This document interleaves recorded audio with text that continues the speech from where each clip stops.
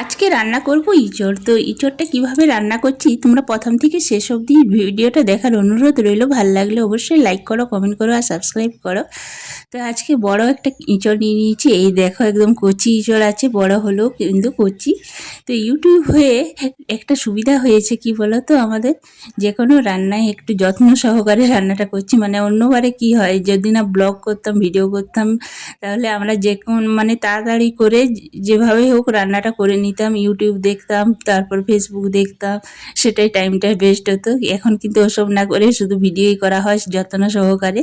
তো ইঁচড়টা দেখো কাটা হয়ে গেছে, কাটে মানে আমার শাশুড়ি মাই কাটলেন। তো তারপরে কেটে ওটা খিটটা বের করে নিল। মানে একবার ধুয়ে দিলে কি হবে, যে চিটটা থাকে না ওটা তাহলে হাতে লাগবে না। তারপর তেলটা যদি ভালো করে মেখে নাও বটিনে আর হাতে, তাহলে কিন্তু ইঁচড়ের আঠাটা কোথাও লাগবে না, হাতেও লাগবে না আর বটিনেও লাগবে না। তারপরে ছোট ছোট করে এরকম করে কেটে নিয়েছে দেখো।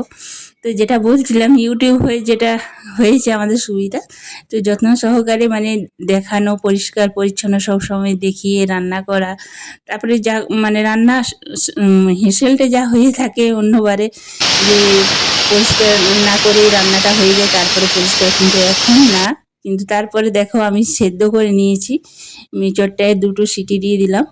তারপরে মাংসের মতন করে রান্নাটা করব, খেতে দুর্দান্ত হয়েছিল। এই দেখো পেঁয়াজ কুচোনো, লঙ্কা কুচোনো, সব কিছু, আলুগুলোও সেদ্ধ করে নিয়েছি গোটা গোটা করে, আর টমেটো কুচোনো করেছি, আদা রসুন পেস্ট করেছি, আর নুন লাগছে, আর যেসব হলুদ, নুন, লঙ্কা, জিরে গুঁড়ো সব মশলাই লাগছে।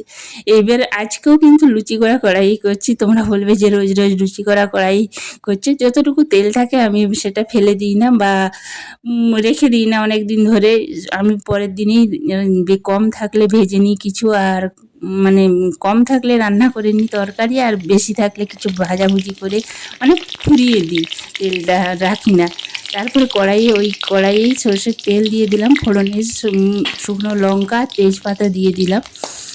তো ইউটিউব হয়ে এটা আমাদের সুবিধা হয়েছে, যত্ন সহকারে রান্না করে দেখানো, মানে ভালো লাগা, ভালোবাসা সব কিছুই হয়েছে ইউটিউব থেকে। আমাদের সবাই একতা হয়ে সবাই একে অপরকে সাপোর্ট করা, বন্ধুত্ব করা, পরিবার নতুন সদস্য করা, সবই হয়েছে এই ইউটিউব থেকেই। তো ভালো লাগে, কিছু হোক না হোক, যাই হোক বন্ধু ভালোবাসা এগুলো তো পাচ্ছি বেশি বেশি, সেগুলোই অনেকটাই যথেষ্ট নিজেদের, আমাদের এই ছোট ছোট পরিবারে ইউটিউবের। তো এটাই ভালো লাগে। তো তারপরে দেখো আমি প্রথমে পেঁয়াজ কুচনো দিয়ে দিলাম, তারপরে পেঁয়াজটা একটু লাল লাল করে ভেজে টমেটোগুলো দিয়ে দিলাম, আদা রসুন বাটাটা দিয়ে দিলাম। এরপর আমি মশলাগুলো দিয়ে দেবো একে একে করে। তো এই দেখো লঙ্কার গুঁড়ো আর হলুদ গুঁড়োটা দিয়ে দিলাম। পুরো মাংসের মতো রান্নাটা করব। এই ইঁচড়ের তো একটা নাম আছে, গাছপাঠা বলা হয় আমাদের বাঙালিরা, তো সবাই গাছপাঠা বলেই জানে। তারপরে জিরে গুঁড়ো আর ধনে গুঁড়ো দিয়ে দিলাম। ভালো করে এবারে মশলাটা কষে নেব, একসাথে জল দিয়ে দিয়ে অল্প অল্প জল দিয়ে ভালো করে মশলাটা কষে নেব। কষানোর কাছে কিন্তু রান্না, আমরা যে এত কষ্ট করে রান্না করে খাওয়াই, কেউ জানতো না আমরা যে রান্না মানে এতটা পরিশ্রম করি। শুধু রান্না করে দিয়ে দিলেই হয় না, রান্নার মধ্যে অনেক পরিশ্রম থাকে আমাদের সবারই। তা এইটার মধ্যে ভালোবাসা সবাই আমরা পরিবারে, ইউটিউব পরিবার থেকে পেলাম, এটাই অনেক আমাদের, পাবো আশা করছি, আর ভালোবাসা দেবও সবাইকে। তারপরে একটু নুন দিয়ে সেদ্ধ করা মানে ইঁচড়টা আমি দিয়ে দিলাম। ইঁচড়টা দিয়ে তারপরে এই যে গোটা গোটা করে সেদ্ধ করা আলুগুলো আমি দিয়ে দিচ্ছি। এটা খুন্তি সাইডে কেটে নেব একটা একটা করে, তার জন্য ছোট ছোট করে বটিনে কাটলাম না। এই দেখো এরকম করে খুন্তির মধ্যে কষতে কষতে কেটে নেব, তাহলে আর অত পরিশ্রম করতে হবে না আলাদাভাবে। যতটা শর্টকাট হয় ততটাই ভালো, তাই না? তো তারপরে অল্প জল দিয়ে দিয়ে মাংসর মতন এবার কিন্তু কষে নিতে হবে।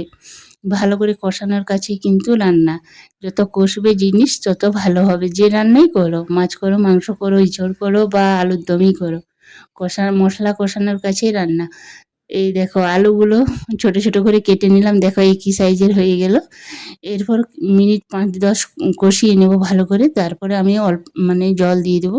কষানো আমার হয়ে এসছে, কালারটা দেখো কত সুন্দর লোভনীয় হয়েছে। বাড়িতে একবার নিশ্চয়ই এইভাবে ইঁচড় রান্না করে খাবে। অনেকে অনেক রকম করে রান্না করছো, ভালো লাগছে, শেয়ার করছি, সাবস্ক্রাইব করছি। আর আমি এইভাবে ইঁচড় রান্না করছি, তোমরা একবার এইভাবে ইঁচড় রান্না করে খাবে আর আমাকে কমেন্টে অবশ্যই জানাবে কেমন হয়েছে। তোমাদের একটা কমেন্টের আশায় আমি থাকি। তো এই দেখো, তারপরে আমি মানে ইঁচড়টা কষানোর পর জল দিয়ে আরও মিনিট 10 ফুটিয়ে নেবো। ভালো করে ফুটিয়ে নিতে হবে, বেশি মানে গ্রেভি থাকবে না, একদম হালকা থাকবে। তো এই দেখো ফুটে গেছে আর রান্নাটাও আমার কমপ্লিট হয়ে গেছে, নামিয়ে দিলাম। এই দেখো, এই রান্নাটা খেতে দুর্দান্ত হয়েছিল। গরম ভাতে বলো, রুটিতেও বলো ভালো লাগে। রুটিতেও খেতে আমার কিন্তু ইঁচড় খুব সবথেকে বেশি ভালো লাগে ভাতের চেয়েতে। তো আমি একটা বাটিতে রেখে দিলাম, মানে কড়াই থেকে। এই দেখো রান্নাটা আমার কমপ্লিট। তো একটু সাজিয়ে গুছিয়ে নিলাম, একটু ধনেপাতা একটু কাঁচা লঙ্কা দিয়ে সাজিয়ে তোমাদের সাথে শেয়ার করলাম। তো ভিডিওটা আর বড় করছি না, এই পর্যন্ত। সবাই ভালো থেকো, সুস্থ থেকো।